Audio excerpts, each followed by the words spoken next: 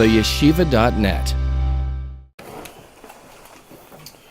Today we're going to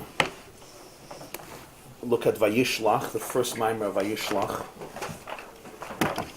which is page 47.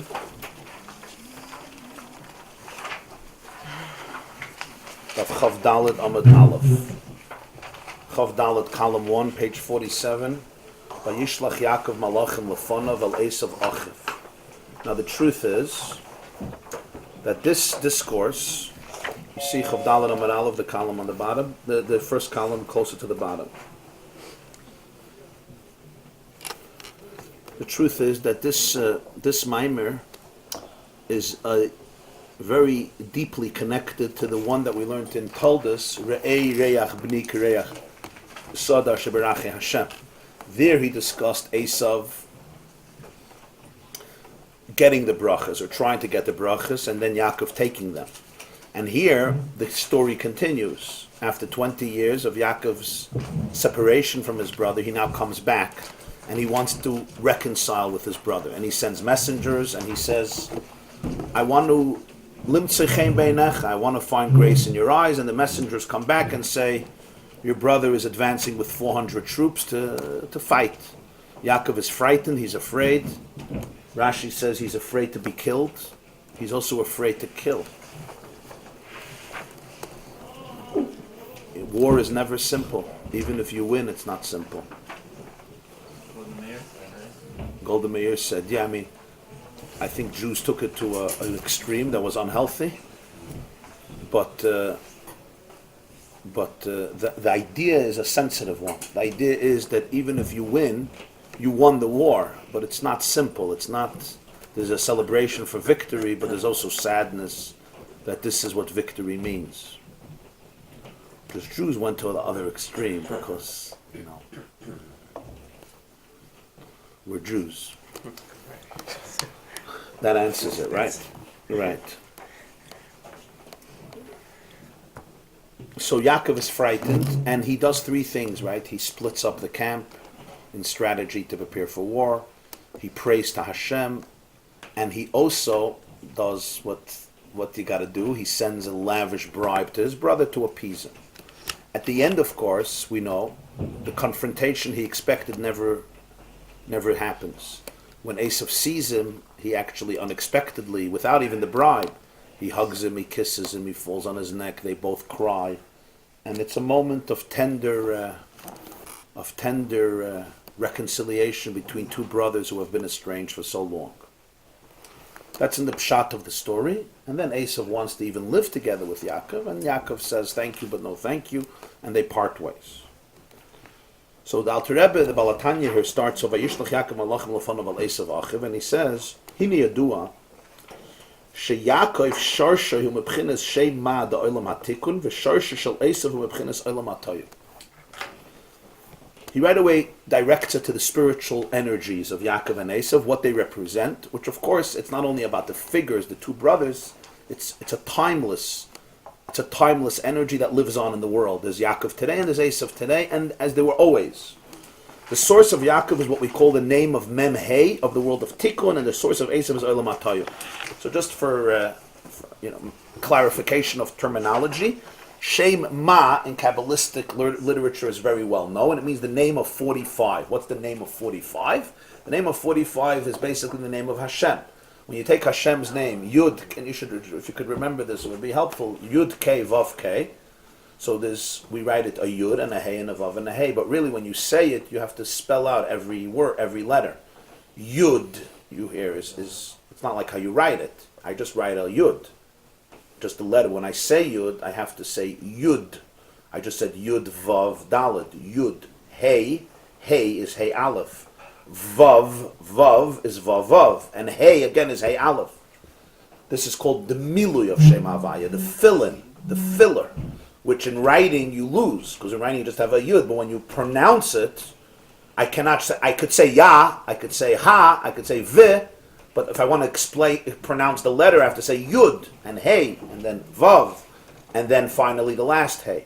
If you put that together, you'll have 45. Yud Vav Dalet will end up to be 20, right? Because Yud Vav Dalet is 20. Hey Aleph will be 6, right? Vav Vav will be 12. So what do we have? We have 20 and 12 is 32, and 6 would be 38. And then you have the last 6. Sorry, Vav. Vav Aleph Vav. Vav. Vav Aleph Vav. Right? So you have 13, 6, and 20. So you have 39. And then you have the last day is another 6. So you have Mem He, you have 45. That's called Shema. So this is the classic name of Hashem, Yud Kei Vav Kei. If you remember, we learned before that Rivka said to Yaakov, your father wants to bless Yaakov, Eisav Lifnei Hashem. Va'avarechecha Lifnei Hashem. And he explained Lifnei Hashem means we got to go before Yud Kei Vav Kei. So he says because Yaakov comes from Olam HaTikun, Eisav comes from Olam HaToyah. Olam HaTikun and Olam HaToyah literally mean the world of fixing, the world of I would say of wholesomeness, and Olam HaToyah is the world of chaos. Toyu means Ha'aretz Ha'sayu, it was chaos. Now, when you look at Eisav and Yaakov, you can't compare the two. Yaakov we call the tzaddik, and Eisav we call the rasha.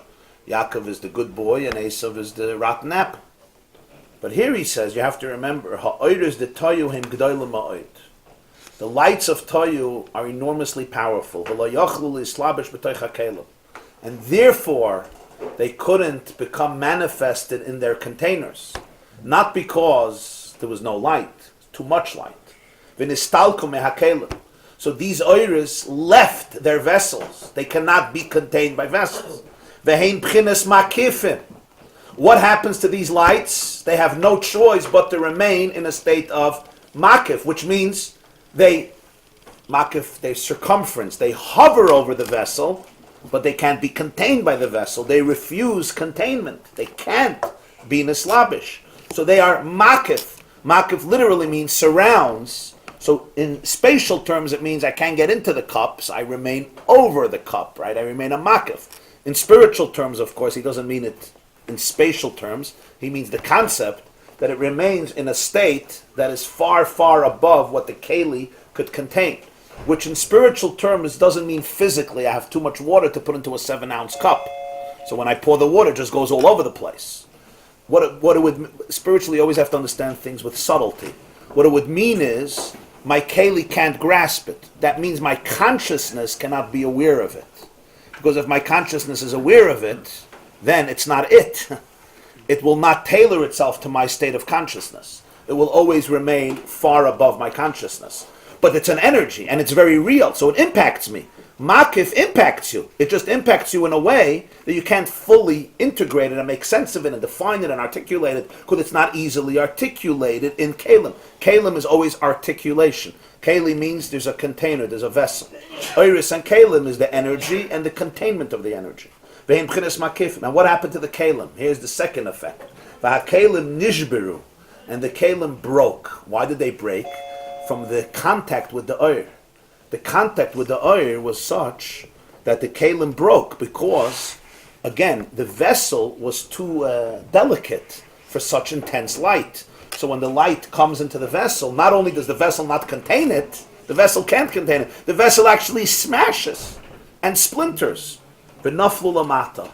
And all the vessels fell down because that's what it means. They broke, they fell. Lachein haya Eisav shalamata Rosh. So that's why Eisav below, if you look at him, he's a Rasha. Aval mitzat shoyresh shorshe b'makifim detaya. But if you could see Eisav from the source of his source, it doesn't just say shorshe, shorshe. You have to go back. You have to go up a few root. You have to go to the root, like the root of the tree. So the root of the tree is called the shoyresh ha'ila. Now the shoyresh is by the tree is on the bottom. It's in the earth.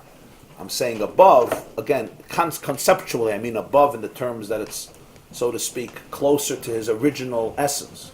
So you could look at the shoyresh of Eisav in makifim detaya. What's makifim detaya? We now understand what it means.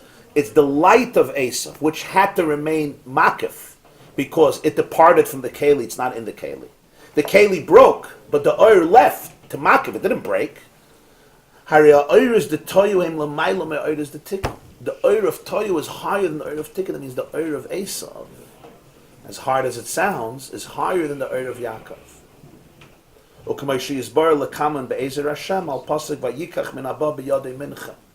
That's why in the next Maimon he's going to explain why Yaakov wants to give this gift to Eisav. Commissioner's boy Gamken, but Parshas told us, Al Pasuk Re'ei Re'ach B'ni. Over there he didn't articulate it so clearly. I mean, I said it in the Shir, that the Makif is higher than the Pnimi, which is why Yitzchak is so enamored by Eisav. It's because he couldn't grasp it. Eisav couldn't grasp his own light. He couldn't grasp his own greater light. because it wasn't contained. Right. It's Makif, it's always greater. The tragedy is, it's not translated in Kalim at all. On the contrary, the Kalim, they're smashed, they break. Now they have the sparks of those lights, but the sparks of those lights in the Kalim are very absorbed. That was the first level he discussed, the number 10, where it's in Golos. The Toyu is the number 11, the Makif, which is actually the link to Kedusha. That's the Levoina Zaka of the Ktoiris. And that's why Yitzchak spoke about the smell of his son, the aroma, the Reach. Reach, as he said, is something that is always Makif. It envelops the person. It's not like food that you digest. So what are our kelim? Like what would it be for us? It's all because I know they say in Kabbalah the kelim are broken, but do we have kelim which we could contain? Right. So that's what we're going to see here. So Yaakov and Eisav really represent two cosmic forces that play themselves out through history, and those are known as the world of Tohu and the world of Tikkun. So let's understand. I mean, this theme was mentioned a few times in Sheishes Yamim Teichel Matzos about why we eat food from animals, and Tzemeach, why the human is superior and yet also inferior. Animals would do very well without us. In fact, they would appreciate if our species was endangered, so that their species don't have to be endangered. And many of the world of botany, the world of Tzemeach, has done very well without humanity, especially if we want to destroy all their forests, etc. We're not going to get into global warming discussion at the moment, even though it's important.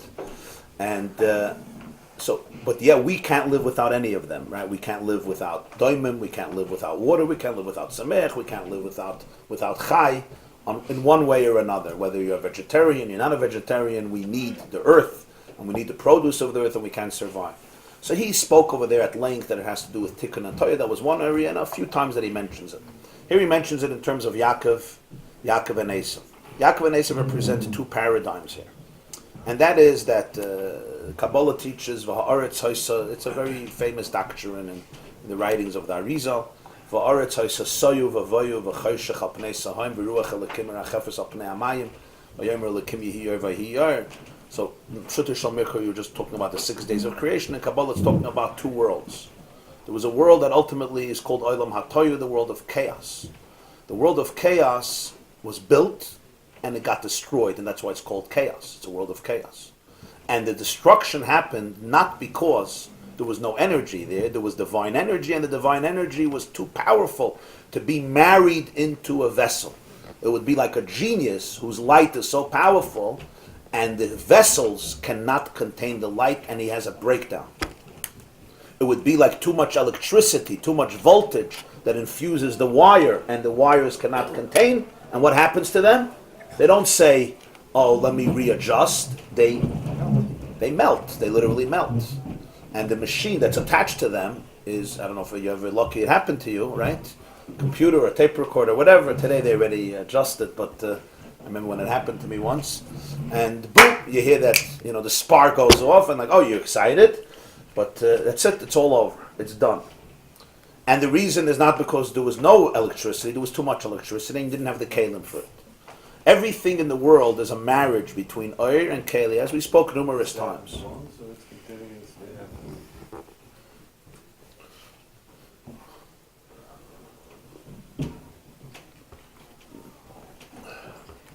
What do you think?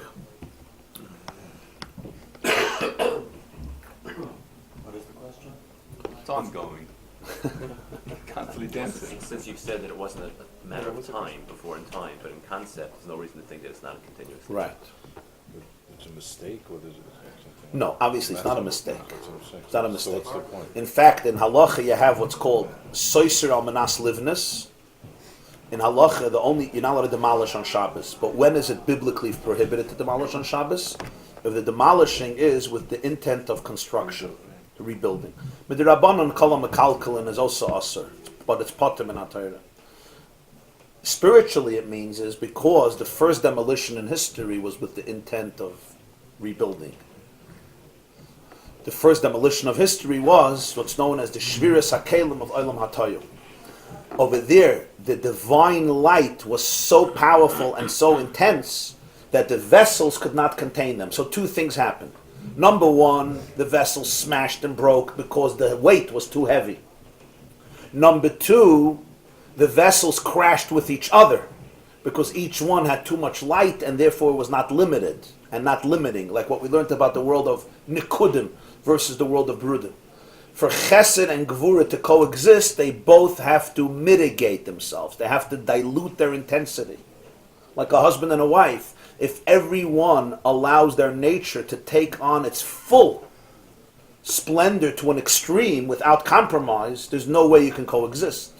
In the world of Torah, where the light, the energy was so infinite and it senses its infinity, there's no room for anything else. So they crash against each other, what we would call a head-and-head collision, plus they crash in themselves, because the Kalim can't contain them. So therefore, it's like a person who has dreams and creative forces and they have nobody to contain it. And sometimes they go crazy in their own mind because there's so much going on. The Ragachover Gon once said that Shabbos is the hardest day for him in the week. Why? Because he can't write.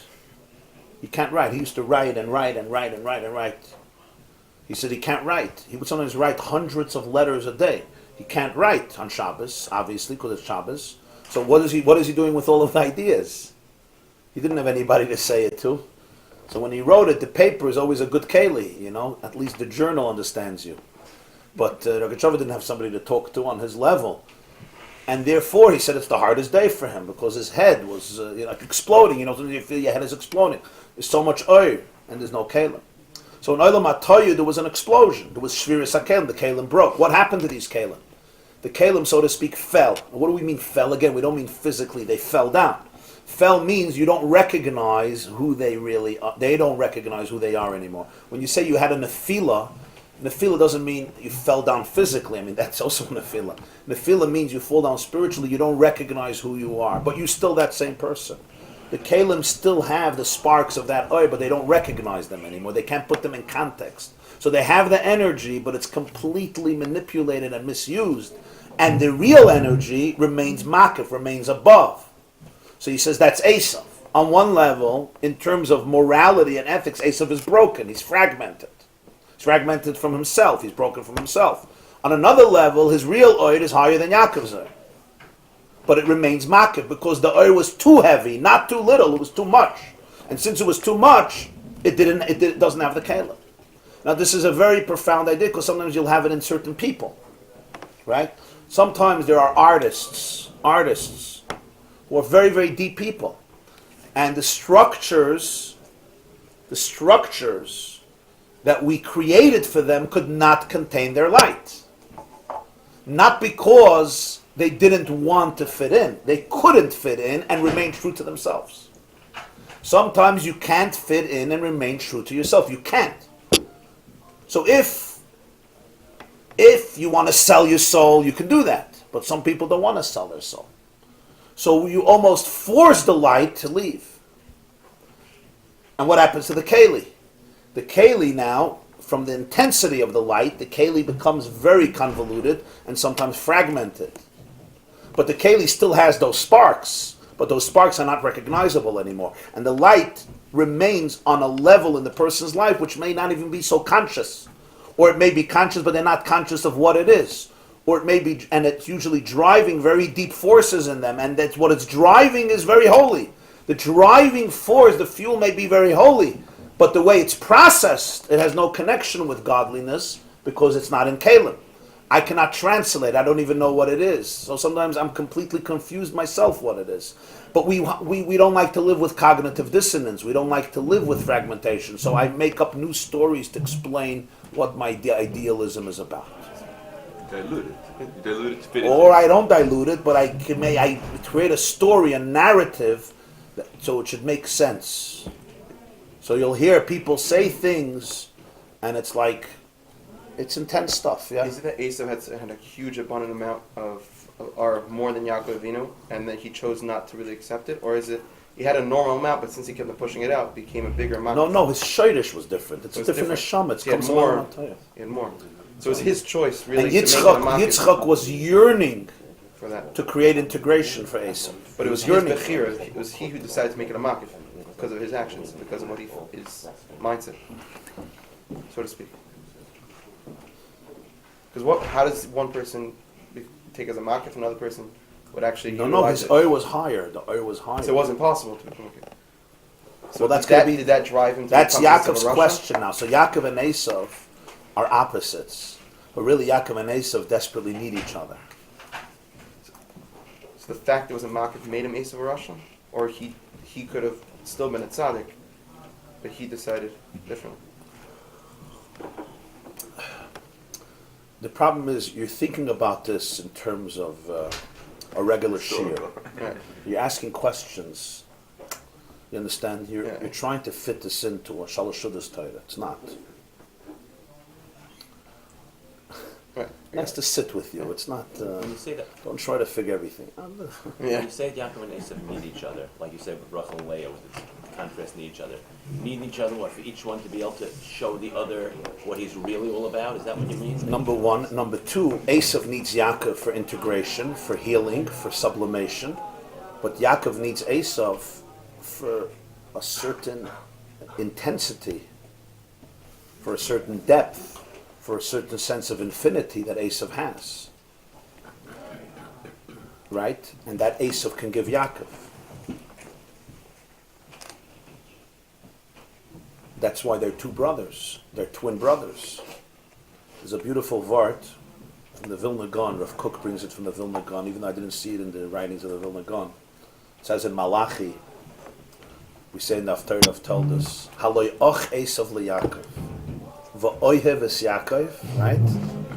Ve'es Eisav sanesi. Yaakov is a brother to Eisav, and I love Yaakov and I hate Eisav. So we just read it, okay. So God makes two brothers, and he hates one and he loves one. What do you say about such a mother, or such a father? It's something is off, like, you hate him, don't make him. Like, what's this? Like, you make someone and you hate him. It's like almost like I have two kids, and I always know from day one, him I like, him I hate. You have families like that. A mother just, anybody, right? They cast their eyes on one child, a boy named It, a boy called It. Huh? There's a whole story about that. But he was called It, right? And the mother's just like, you're the horrible one, and you just play, and this plays itself out. So the Vilna Gaon says, Ve'es Eisav sanesi, not Eisav, Es Eisav. The Gemara often discusses that Es, whenever it says Es, like V'rachatz Es Psara B'mayim Es, Hatafel Psara. It's a what? It's a reward. Yeah. Es includes that which is subservient. So you should bathe, you should put into the mikveh your flesh. Es Psara. What about my hair? Could my hair be out of the mikveh? No. Es Psara. Even that which is subservient to my flesh also has to go into the water. Kabid Es Avicha, the Rabbi Sachicha God, even the derivative of my father, which is my older brother. It's not my father. Es, right? Es Hashemayim Ves Haaretz, Rashi says, not heaven and earth. Even that which is connected to heaven. The galaxies, the stars. Es Haaretz, that which is connected to earth. Es is the Tafel. So he says, Es Eisav Sanes. Eisav has two dimensions. There's Eisav in his core, and then there's the Tafel to Eisav. There's what Eisav grows into. He says, the S of Eisav I despise. By Yaakov, the Chiddush is that even the S is part of him.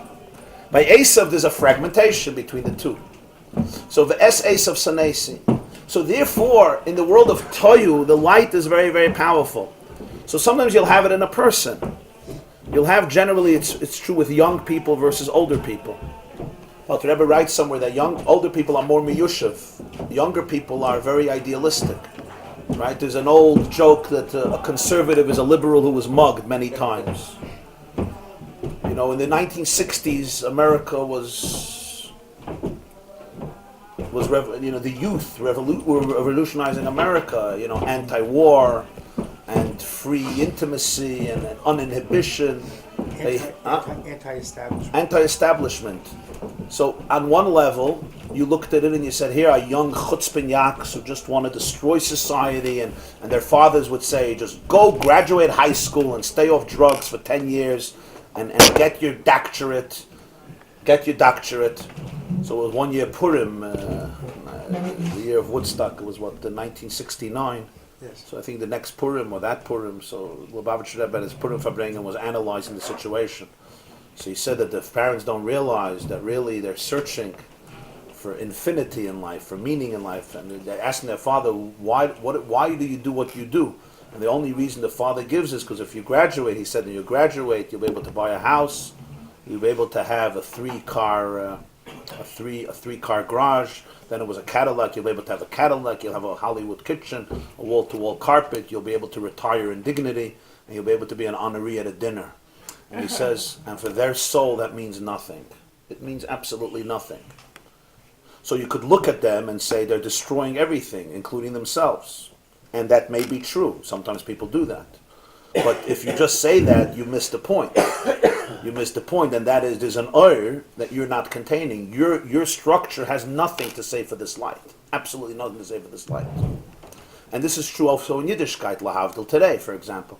Sometimes a father and a son will have a discussion in front of a rabbi or a therapist or whoever, and the son will turn to the father and say, what motivates you? Why do you wake up 6 o'clock in the morning? Why do you learn Daf Yomi? Why do you don't miss a mincha? What motivates you? I want to know. I mean, I've seen this intimately. What motivates you? And the father looks, first of all, he thinks his son is crazy. Who asks such stupid questions? But finally, what motivates you? What gets you out of bed? I want to know. You're telling me to get out of bed. I shouldn't sleep till 3 o'clock in the afternoon, right? Which was a good thing not to sleep till 3 o'clock in the afternoon. But what motivates you? And the answer the father will give may be, Azoi, this is the Messiah. What do you mean? This is the tradition. Or sometimes he'll say, Sedok Gehenim, Sedok Gehenim, Ich will gein in Gan Eden, I want to have Olam Haba, right? And the son looks and he doesn't argue. It's just like, I don't know what this guy is about. Like, your life is not my life. And what happens here is they don't understand each other. Because what's the issue? The issue is, what's the structure you're creating to house my light, to house my energy?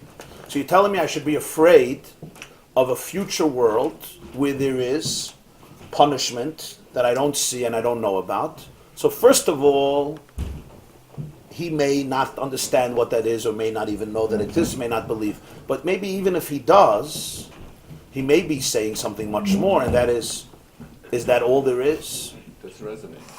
Why doesn't it resonate? Maybe he needs a much deeper relationship. What if he feels an urge in himself to change the world? What if he feels a deep urge in himself to make a real difference? What if he has to be challenged to be as creative as possible, and he doesn't see in the construct here an ability for his infinite creativity? So what happens now? So often the kalim smash, they break. There's no kalim anymore. There's no structure.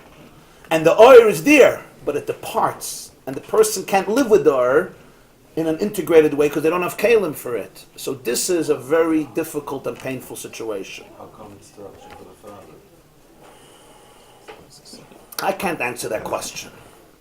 He's been doing it for so long. It's already in it. I can't answer that question. Maybe the Moshe Zev wants to answer that question.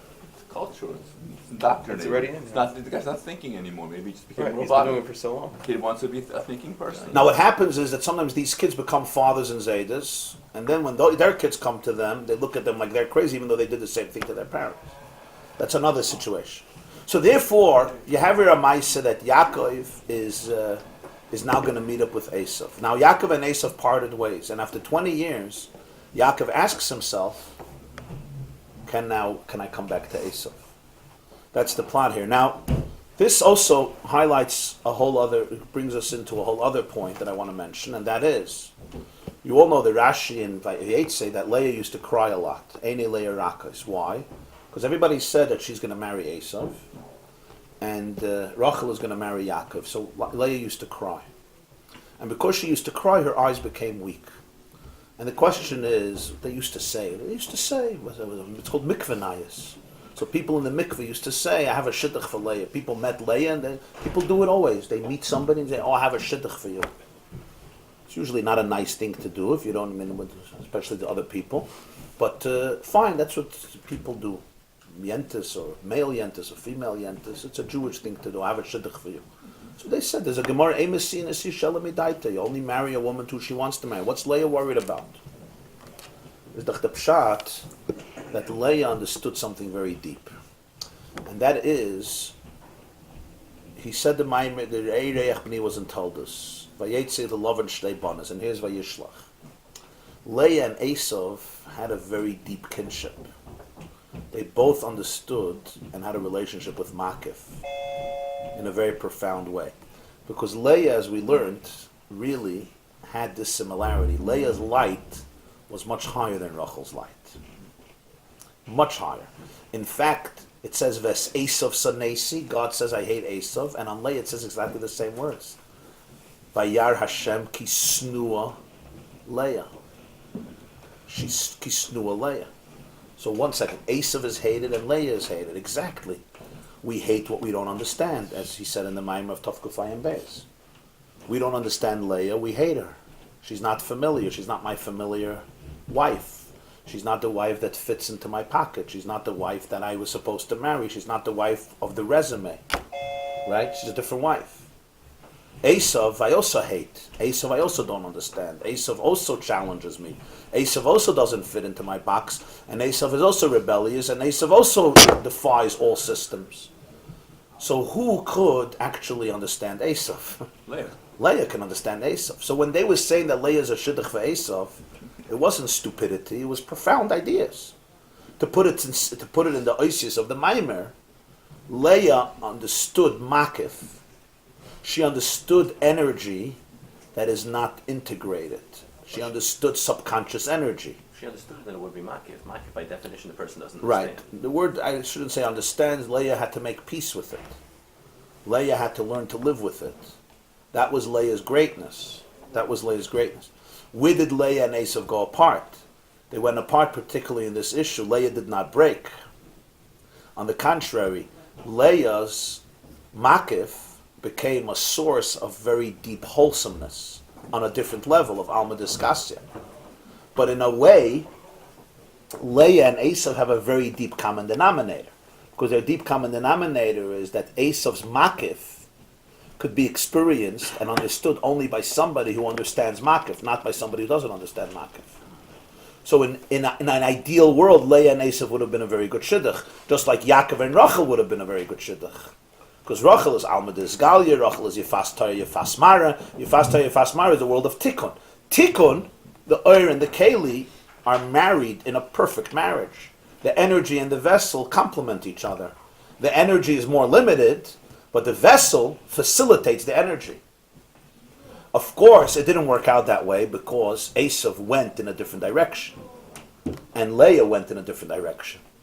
And ultimately, Leah has a whole different path than Eisav, ultimately.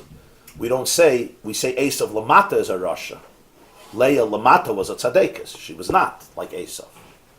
But you have here the tension of the two dimensions very powerfully. So when he goes off to Rachel and Leah in the next Maimah Vayetze, it's not disconnected from the story of Toldos with Yaakov and Eisav. It's just a different story. Now, here I'll tell you a word from the Koznitz Magid and the Sfas Emes, and it's all the same vart, but they didn't articulate it. They articulated the way they used to articulate it. The Koznitz Magid, right? The Koznitz Magid has a sefer called Avodas Yisrael. Koznitz Magid was a contemporary and a colleague of the Balatanya. They were both students of the Magid of Mizrich. Koznitz Magid passed away 2 years after him, Tovkuf Ayin Hey, 1815. And in Koznitz is a city in Poland. He has a sefer Avodas Yisrael, one sefer. He says over there, there's a medrash. It's actually medrash Rabbi in Parshas Vayetze.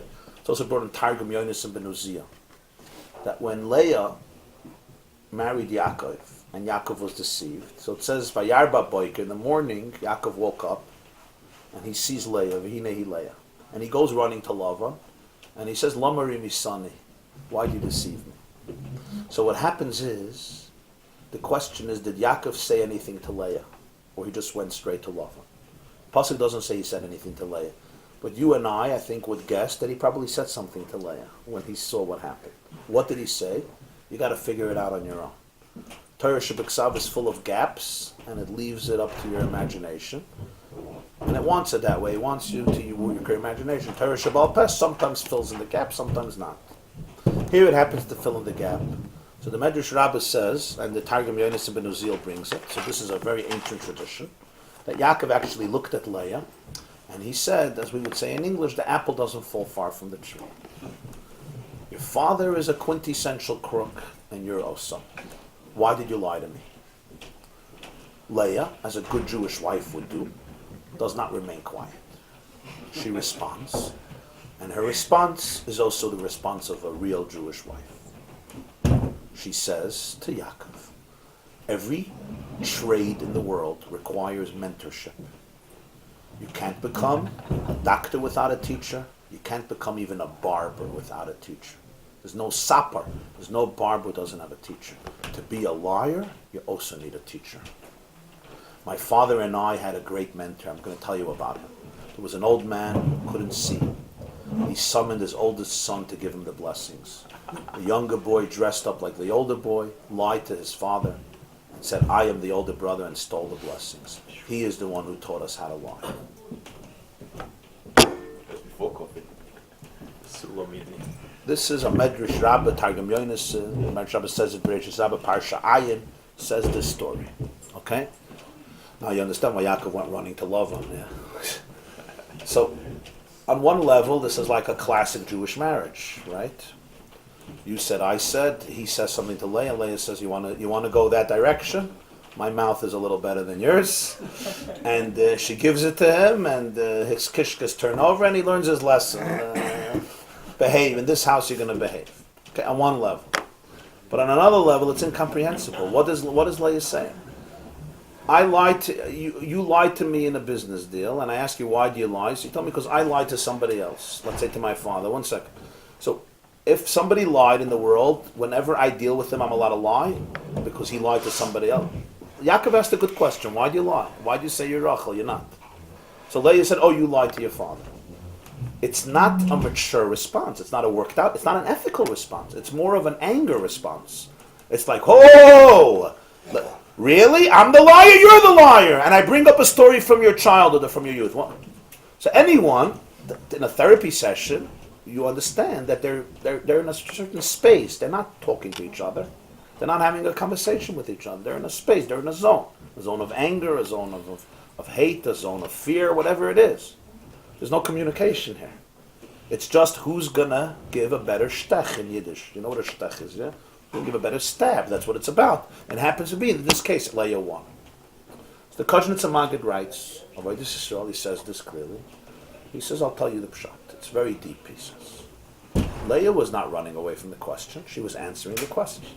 What was the answer to the question? The answer was this. Yaakov said, why did you lie? Why did you say you're Rachel? So Leah said, you told your father you're Eisav. My shidduch is Eisav. The moment you told your father that you're Eisav, automatically you turned me into Rachel. Automatically you made me your wife. That's it. Sfas Emes, who lives 100 years later, second Ger Rebbe, writes, Koshnitzer Maggid concealed what he wanted to say. Or the writer didn't hear it right. That's what Sfas Emes says. He quotes, he says, either he histir hadvarim, he didn't say what he wanted to say, or the writer didn't get it. So Sfas Emes says, I'm going to tell you what he wanted to say. Actually, he says the pshat, and then he says that maybe this is what he wanted to say, because he concealed what he wanted to say, or the writer didn't get it. What does Sfas Emes say? Sfas Emes says, Leah is connected to Eisav. Yaakov is connected to Rachel. When Yaakov got dressed up in the garments of Eisav, it wasn't just external. He was taking in the soul of Eisav. The moment he was taking in the soul of Eisav, a part of him became Eisav. If a part of him became Eisav, that part of him now had to get married to Leah. So Yaakov of Yaakov had to marry Rachel, and the Leah of Yaakov had to marry, and the Eisav of Yaakov had to marry Leah. And Sfas Emes is very short, very brief, very cryptic, very concise, as many of the Hasidic works. Now you read this Koshen Samagid, you read the Sfas Emes, quite interesting, quite original, quite creative. Fascinating explanation to the Medrash. Leah was actually saying something very profound. Yaakov, you're the one who established this entire issue. Destiny created me for Eisav, and therefore when you became Eisav, I'm your shidduch. But fine, so it's all interesting, but what does it mean? What's the point? So generally in the world of Chassidus, there were two streams of Chassidus, as we once discussed at length, and that is what's known as the various students of the Mezritcha Maggid, who all wrote one or two books at most, and everything were pointers, powerful, inspiring pointers, whether it's about stories of Chumash or about a neshama, about Hashem and a Jew. Balatanya's shitta was that things have to be explained and explained elaborately, which is why he named it Chabad, which is Chachma Bina Das. And that's why you see, for example, he himself has around 40 works. Most of his colleagues have one or two. And his Maimarim are very long and explained and everything. So when you learn this, these Maimarim, and then you read that, you understand here that there's really a profound story being conveyed. Eisav belongs to Leah, Leah belongs to Eisav, not stamps, a mazel. It's because Eisav's and Leah's neshamas are deeply connected. In fact, Leah comes from a similar source, a concealed world, a higher world, a sublimated. They're both hated. Both cannot be understood. Leah is the shidduch for Eisav, not Rachel. You put Rachel with Eisav, it's not happening. You put Yaakov with Leah. What Rivka was telling Yaakov was, it would be awesome, but your brother's kalim broke. Your father wants to bring down the makif, but his kalim broke. So either the energy of your father, Yitzchak, is going to be swallowed up, or there won't be an Eisav anymore. He'll become a zombie, a robot. It'll just burn him up. The light will burn him up. There won't be an Eisav. So therefore you have to take the blessings for Eisav. So in other words, you have to find your own Eisav. If you cannot find your own Eisav, you will not be able to take his blessings. You won't be able to help him. And that's why you have to get dressed up like him. It's not a costume. It's not a Purim costume. A costume, generally, in this context, a costume means a way of expressing yourself. To put on the levushim of Eisav means to relate to Eisav. It doesn't mean you become Eisav completely, but it means there's something in you that's relatable to Eisav. I can put on your garments means I could see things from your perspective. I could put on your glasses. I can wear your shoes. I could put on your pants. I could wear your shirt. I could walk your life somewhat. So in other words, Yaakov has to have a shtickle Eisav. He will ultimately have to be mevarer toyu. So if that happens, Leah says, okay, Yaakov, so now you have two wives. The Yaakov in you has Rachel, and the Eisav in you has Leah. But after 20 years, Yaakov now wonders whether his brother is ready to give him over what he was holding on to. It's really his brother's, so let him give it over. So that's the context of this Maimer Vayishlach, that after this whole story, okay, I took it. But now, let me tell you where I've been, and let's come back together. I worked very hard for 20 years. What were you doing for 20 years, Eisav? That's the question that he poses here. Okay. This class is brought to you by theyeshiva.net. Please help us continue the classes. Make even a small contribution at www.theyeshiva.net/donate.